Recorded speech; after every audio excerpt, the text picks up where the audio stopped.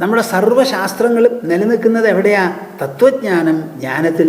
പ്രജ്ഞാനം ബ്രഹ്മ എന്നാണല്ലോ നമ്മുടെ മഹാവാക്യം. അവിടുന്നാണ് തുടങ്ങുന്നത്.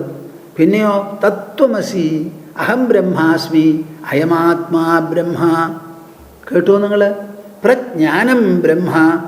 പരബ്രഹ്മം എന്ന് പറഞ്ഞാൽ പരമതത്വം, പരതത്വം. ആ തത്വം വാസ്തവത്തിൽ പ്രജ്ഞാനമാണ്.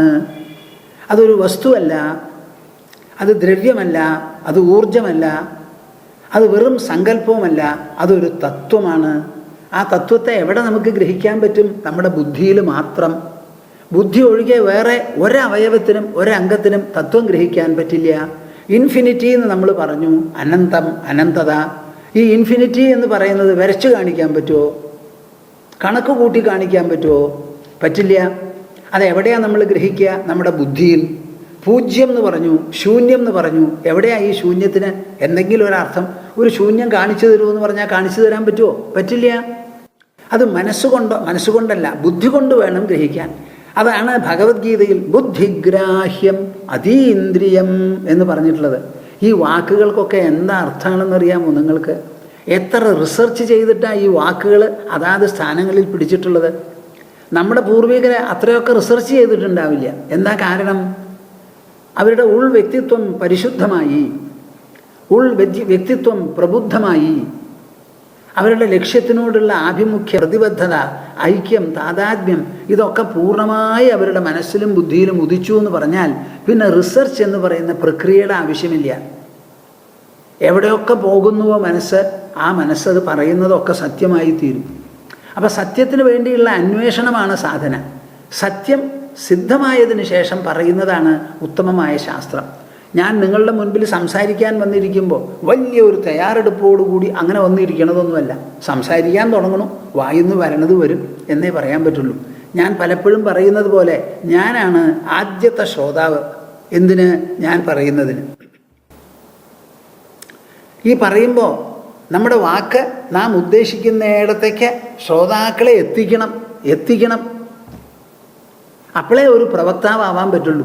പ്രവക്താവ് നിശ്ചയിക്കുന്നതാണ് ശ്രോതാക്കളെ എവിടെ കൊണ്ടെത്തിക്കണം, എങ്ങനെ എത്തിക്കണം, എന്താണ് ലക്ഷ്യം എന്ന്. പാവം ശ്രോതാക്കളെ എല്ലാവരും കൂടി എന്ത് ചെയ്യും? കാത് കടം തന്ന അവിടെ അങ്ങോട്ട് ഇരിക്കും.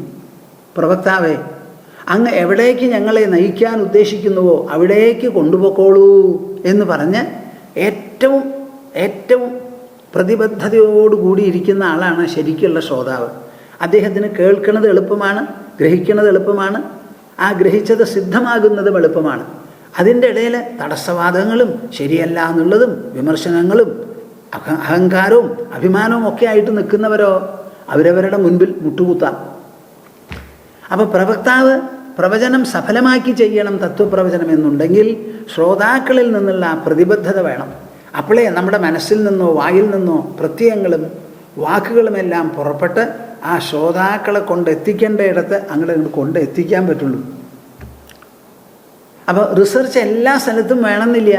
വായ കൊണ്ട് എത്ര മനോയാതി തത്ര സമാധയ ദേഹാഭിമാനേ ഗലിതേ വിജ്ഞാതേ പരമാത്മനി.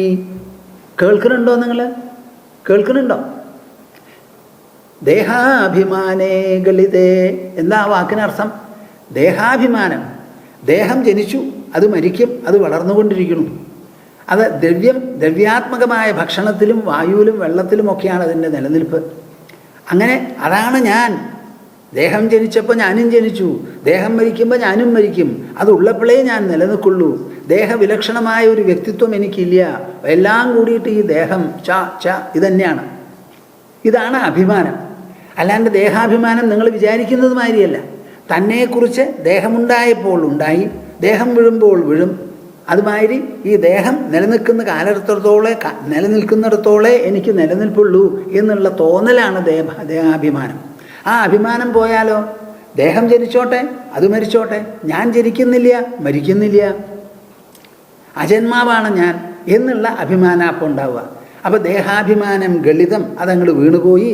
വിജ്ഞാതേ പരമാത്മനി, വിജ്ഞാതേ പരമാത്മനി, പരമാത്മാവിനെ വേണ്ടതുപോലെ മനസ്സിലാക്കി എന്നുണ്ടെങ്കിൽ എന്താ വരിക?